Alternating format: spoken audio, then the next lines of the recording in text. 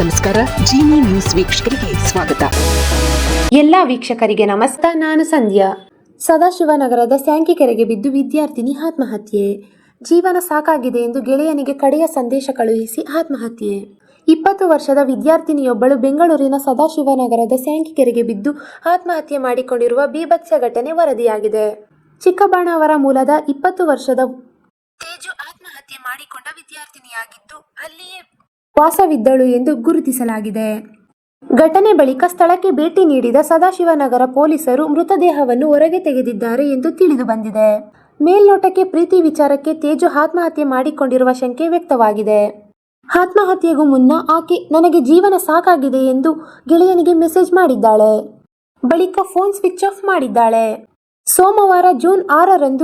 ಸೋಮವಾರ July 6ರಂದು Sankey ಕೆರೆ ಬಳಿ ಬಂದಿದ್ದ ತೇಜು ಕೆರೆಗೆ ಹಾರಿ ಆತ್ಮಹತ್ಯೆಗೆ ಶರಣಾಗಿದ್ದಾಳೆ. ಮಂಗಳವಾರ ಬೆಳಗಿನ ಜಾವ ಮೃತದೇಹ ಪತ್ತೆಯಾದ ಬಳಿಕ ಘಟನೆ ಬೆಳಕಿಗೆ ಬಂದಿದೆ. ಪರಿಶೀಲನೆ ನಡೆಸಿರುವ ಪೊಲೀಸರು ಮುಂದಿನ ಕ್ರಮ ಕೈಗೊಂಡಿದ್ದಾರೆ ಎಂದು ವರದಿಗಳು ತಿಳಿಸಿದೆ. ಈ ದಿನದ ನಿರಂತರ ಸುದ್ದಿಗಳಿಗಾಗಿ ವೀಕ್ಷಿಸುತ್ತಿರಿ ಜೀನಿ ನ್ಯೂಸ್. ನಮಸ್ಕಾರ.